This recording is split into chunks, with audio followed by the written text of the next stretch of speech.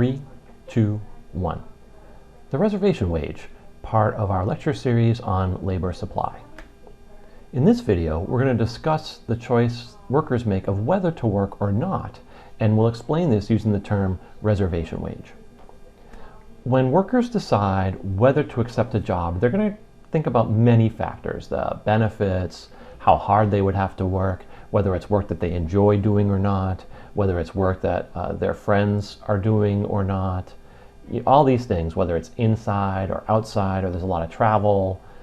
And so one of the most important factors for almost every worker is the wage that they would be paid.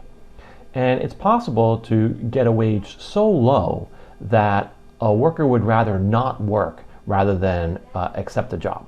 You can imagine that if your wage was suddenly cut to 10 cents an hour at the part-time job you work at, you're much less likely to keep that job at that wage. So we have a word for the borderline between when a worker would accept some job and when a worker would not accept any job, and that borderline is a worker's reservation wage. Everyone's reservation wage is different because everyone has a different situation. If the whole class received the same job offer to start immediately, there are some students who would have a lower reservation wage. So imagine that the job said that they were going to pay $30 an hour. Some students would say, yes, I want to take that job, maybe due to family circumstances, maybe doing poor performance in school, maybe due to boredom or to roommate issues, who knows. Whatever circumstances, that person might have a lower reservation wage. However, at $30 an hour, there may be other students that choose not to accept that offer, due to the fact that they have interesting classes, or they're performing really well, or they have a strong social network at Brandeis. So there are all these different factors that would go into different people's reservation wage. And here we can just lay it all out. The worker's reservation wage depends on, among other things, their cost of living, the skills that they've learned, which we sometimes call human capital, the experience that they've gained, which is also part of human capital, other activities that they're doing, the wealth that they have to fall back on if they don't have a wage. These are all parts of considering a person's reservation wage. Now, why do we care so much about a reservation wage?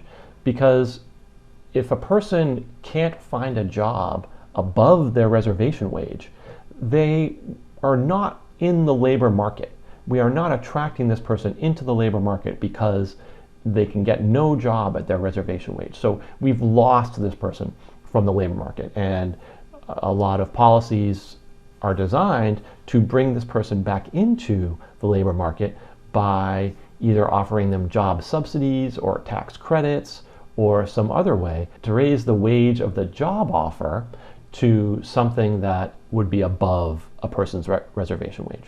And so that's why we care about it. So in the textbook, we have this, I mentioned this in a previous video, these 4 really good graphs talking about different possible labor supply curves, which I urge you to check out and spend some time thinking about. I'm going to focus on the bottom right one, this backward bending labor supply curve, and I want to show you the part that talks about reservation wage, and that's part A in this graph.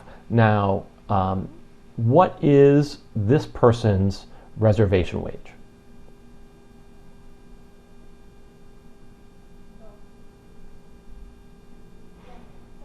This person's reservation wage is $10 an hour. They're not going to accept this job or any job if the pay is less than $10 an hour. So that's an illustration of what the reservation wage looks like. In summary, a reservation wage is the wage beneath which a person would not accept any job. And this figures into when we determine an individual's supply curve. The reservation wage is different for everyone and depends on a variety of factors. Thank you.